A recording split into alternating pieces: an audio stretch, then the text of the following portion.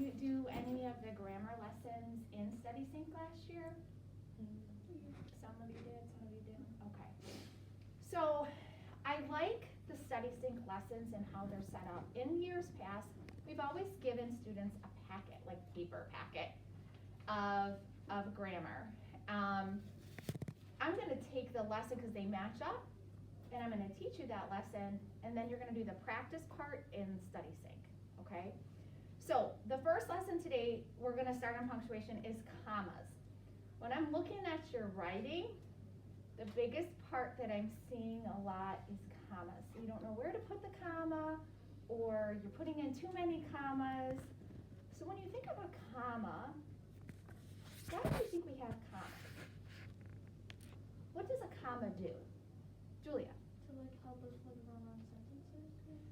To help the what? Like the run-on sentence. The run-on sentence, so help not to have a run-on sentence. Okay, what else?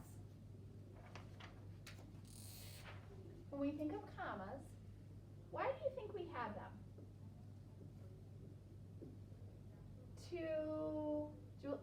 Amelia? To separate stuff. To separate things. So I want you to write this down. To separate. When you're reading and you have a comma, what's your natural thing to do with like your breath? What do we do? Zach? Pause. Right. So it really is to pause. Okay? So it's a pause or a separation between parts of a sentence. Okay? And so that's what we're going to focus on today. When you have like items in a series. So if I said Austin, Abigail, and AJ ran to the park, I would have Austin, did I spell your name wrong on your paper or anything? Yeah. Yeah, sorry. Geal, right? Yeah. Okay, I'm so sorry. You're fine. And AJ ran to the park. Okay? I would have a comma that separates, right? So this item's in a series. So to separate, to pause. If I said, I'm trying to think of something at the beginning. Yes, I can help you.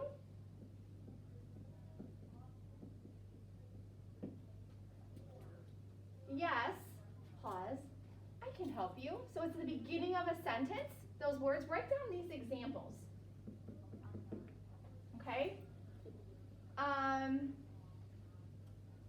Also, to set off a name as a direct address. So if I said, Julia, I like your shoes. I'm referring to Julia. She's a direct address. She's at the beginning of my sentence. I'm directing my statement to her. So if I said Julia, comma, it's hard to write here down at the bottom. I like your shoes. Does that make sense? So do you see how, first of all, to pause or to separate? That's going to be our rule number 1 for commas. Okay, we're going to have lots of different ones. But today, that's going to be our focus. So we have items in a series. We have at the beginning, right? We have a direct address. Make sense? Okay? So when you're going to write, this is all going to apply now to our writing. All right? So commas are always forgotten. But if you think that when you're reading that sentence that you wrote, and you have a natural pause in there, probably a comma goes there. Okay? I wouldn't read this, Austin, Abigail, AJ ran to the park. That's not how you would read it, right? Austin, Abigail, and AJ ran to the park. Do you see that? There's like a natural pause in there. Yes, I can help you. There's that natural pause. Does this make sense? Okay? Commas don't have to be difficult, okay? You just have to make sure that when you think that there's supposed to be a pause in there, now don't go comma crazy on me, apply these things, And then each day we're gonna add different commas and different punctuation. Any questions on this?